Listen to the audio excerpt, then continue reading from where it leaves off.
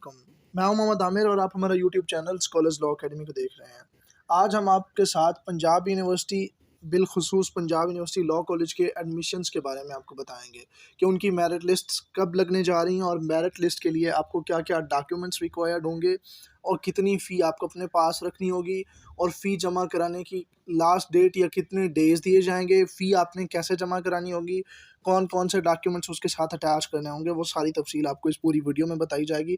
तो अपने वीडियो को स्किप नहीं करना है, एंड तक देखना है और अपने दोस्तों के साथ भी लाज़मी शेयर करना है ताकि आप लोग ये ब्लंडर्स ना करें जो कि मोस्टली स्टूडेंट्स ब्लंडर्स करते हैं, फिर उनका एडमिशन प्रोसेस प्रोलॉन्ग हो जाता है या उनको बहुत ज़्यादा वेट करनी पड़ती है।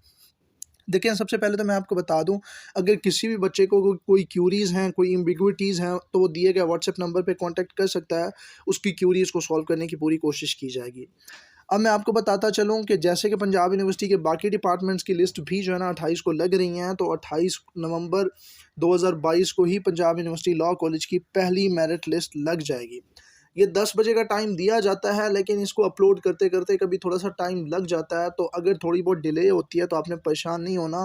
पंजाब यूनिवर्सिटी की ऑफ़िशियल वेबसाइट के ऊपर मंडे वाले दिन ये जो है ना आपके पास अवेलेबल होगी लिस्ट, और ये ऑलमोस्ट कोई 220 कैंडिडेट्स की लिस्ट होगी पहली, और वो जो टॉप के 220 स्टूडेंट्स होंगे, लाइक अगर एप्लीकेशंस 15,000 आई हैं, उनमें से पहले जो 220 स्टूडेंट्स हैं उनकी लिस्ट लग जाएगी। उनमें से जितने स्टूडेंट्स, सपोज़ अगर 100 स्टूडेंट्स फ़ी जमा कराते हैं, तो बाकी इनके पास 120 सीट्स बचेंगी। तो फिर 120 बच्चों अगले 120 बच्चों को ये मौका देंगे दूसरी लिस्ट में। इसी तरह इन्होंने 5 लिस्टें मुकम्मल करनी हैं और तब तक इनका एडमिशन प्रोसेस कंप्लीट हो जाएगा। हर लिस्ट के अंदर 1 वीक का ब्रेक होगा, लाइक एक लिस्ट एक मंडे लग रही है, तो अगली लिस्ट अगले मंडे लगेगी। और मॉर्निंग बी या सेल्फ सपोर्टिंग प्रोग्राम वालों की लिस्ट जो लगेगी वो 5 को लगेगी। लाइक एक जो है ना अगले मंडे लग रही है, तो जो दूसरी लिस्ट होगी मॉर्निंग ए की और इवनिंग की पहली लिस्ट, वो दोनों लगेंगी आपके पास 5 को, 5/12/2022 को, ठीक है? अब ये लिस्ट आपको ऑफ़िशियल वेबसाइट के ऊपर भी मिल जाएगी। अगर आप पंजाब यूनिवर्सिटी लॉ कॉलेज में आपका कोई पढ़ता है या आप खुद आ सकते हैं लाहौर से, तो ये आपको उनके नोटिस बोर्ड पे भी डिस्प्लेड मिलेंगी। अब जिस बच्चे का नेम आ गया उसको क्या-क्या डॉक्यूमेंट्स चाहिए होंगे और क्या प्रोसीजर होगा फ़ी जमा कराने का। देखें, लिस्ट में पहले ही मेंशन्ड होता है कि क्या-क्या आपको डॉक्यूमेंट्स चाहिए, क्या-क्या प्रोसीजर होगा। वो जिस दिन भी लिस्ट आउट हुई, हम आपके साथ उस दिन भी शेयर करेंगे, आपको ये भी बता देते हैं। ठीक है? अब आपको मंडे को लिस्ट लगती है, तो आपको 3 डेज़ प्रोवाइड किए जाते हैं फ़ी जमा कराने के लिए। लाइक 28 को लिस्ट लगती है, तो फर्स्ट तक उसकी लास्ट डेट होगी फ़ी जमा कराने की। और फ़ी इस बार भी मोस्ट प्रोबेबली एक्सपेक्टेड यही की जा रही है कि मॉर्निंग ए की फ़ी जो है वो 32,000 से 34,000 के राउंड अबाउट होगी। तो इतने पैसे आप लोगों ने, जिनके एग्रीगेट 90 तक हैं, जिनको लगता है कि उनका पहली मेरिट लिस्ट में नेम आ जाएगा, लाइक 88 तक जो भी बच्चे हैं, उनका मुझे लग रहा है कि पहली मेरिट लिस्ट में आ जाएगा। अगर वो विलिंग हैं, तो वो जो है ना 28 तक ये पैसे अगर किसी से अरेंज नहीं भी हो पाते, तो वो अरेंज कर लें, क्योंकि फिर आपके पास 3 डेज़ का टाइम होता है, तो फिर काफ़ी टाइम्स प्रॉब्लम्स आ जाती हैं और ये डेट फिर एक्सटेंड नहीं करते। ठीक है? अब उसके बाद आपको यहाँ पे एडमिशन के लिए क्या-क्या डॉक्यूमेंट्स रिक्वायर्ड होंगे। देखें, आपका मैट्रिक का ओरिजिनल रिज़ल्ट कार्ड, आपकी इंटर का ओरिजिनल रिज़ल्ट कार्ड, आपकी लैट की कलर कॉपी, ठीक है? वो प्लस आपकी ओरिजिनल एप्लीकेशन फ़ॉर्म जो आपने, लाइक अगर मॉर्निंग ए में आपका नाम आया है, तो जो मॉर्निंग ए की आपने एप्लीकेशन डाली थी, उसकी कॉपी या प्रिंट आपने निकलवा के लाना है, और जो आपने एचबीएल या यूबीएल बैंक में 500 का चालान पे किया है उसके लिए, वो भी आपने लेके आना है अपने पास। और यहाँ पे जिस भी बच्चे का एडमिशन हो जाएगा उसको 15 डेज़ का टाइम दिया जाता है। एफिडेविट के पीछे लिखवा लिया जाता है कि आप 15 डेज़ के अंदर एनओसी भी बोर्ड से जमा कराएँगे। एनओसी होती है नो ऑब्जेक्शन सर्टिफिकेट, जो कि लाहौर के अलावा, लाहौर बोर्ड्स के अलावा, लाइक किसी भी बच्चे का डीजी खान बोर्ड से यहाँ पे एडमिशन हुआ है, तो उसको यहाँ पे एडमिशन के लिए बोर्ड से स्पेशल एनओसी बनवानी पड़ती है। तो वो जो है ना 5 से 6 दिन के प्रोसेस के अंदर कंप्लीट करा के 15 डेज़ में इन लोगों को जमा कराएगा, क्योंकि वो आप एफिडेविट के ऊपर लिख के जाते हैं।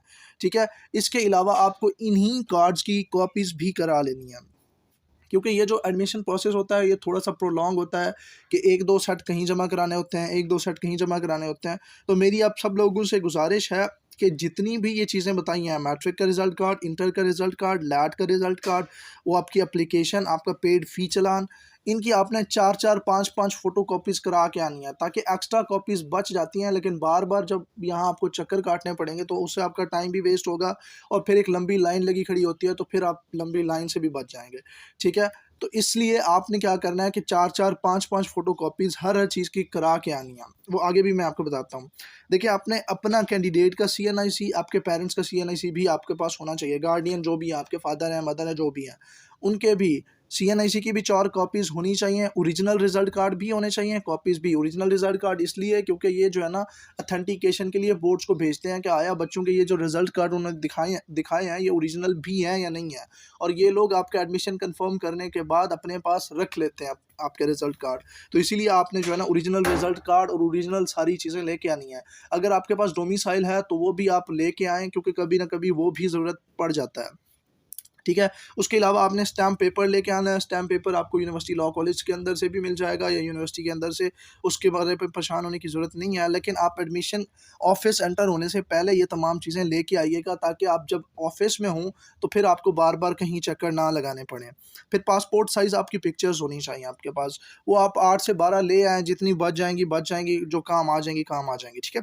और एजुकेशनल डॉक्यूमेंट्स जितने भी बताए हैं, इन सब की जो है ना आपने कॉपीज़ लेके आनी है। लाइक आपका मैट्रिक का रिज़ल्ट कार्ड है, इंटर का है, लैट का है, आपकी सीएनईसी की कॉपीज़ हैं और आपके वो जो है ना फ़ोटोज़ हैं, पासपोर्ट साइज़ ब्लू बैकग्राउंड के साथ। इसके अलावा अगर कोई और भी आपके एजुकेशनल डॉक्यूमेंट्स में चीज़ें आती हैं, लाइक हाफ़िज़ कुरान की कोई आपकी सनतें हैं, तो वो असनाद भी आप अपने पास ले आएँ, ठीक है?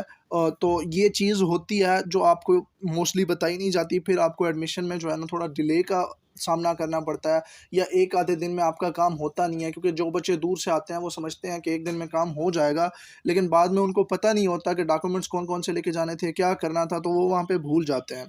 तो ये डॉक्यूमेंट्स हैं अभी तक की इत्तलात के मुताबिक, और जैसे ही पहली लिस्ट लगेगी इंशाल्लाह आपको उसी टाइम फ़ौरन हमारे स्कॉलर्स लॉ अकेडमी के प्लेटफ़ॉर्म से ये भी इन्फॉर्म किया जाएगा कि कौन-कौन से डॉक्यूमेंट्स मज़ीद आपको चाहिए, ताकि आपको किसी भी किस्म की जो है ना हर्डल्स ना फ़ेस करनी पड़ें। और फिर भी अगर किसी बच्चे को कोई प्रॉब्लम होती है तो वो दिए गए व्हाट्सएप नंबर पे राब्ता कर सकता है। आज की वीडियो के लिए इतना ही। अपना बहुत ख़्याल रखिएगा। अल्लाह हाफ़िज़।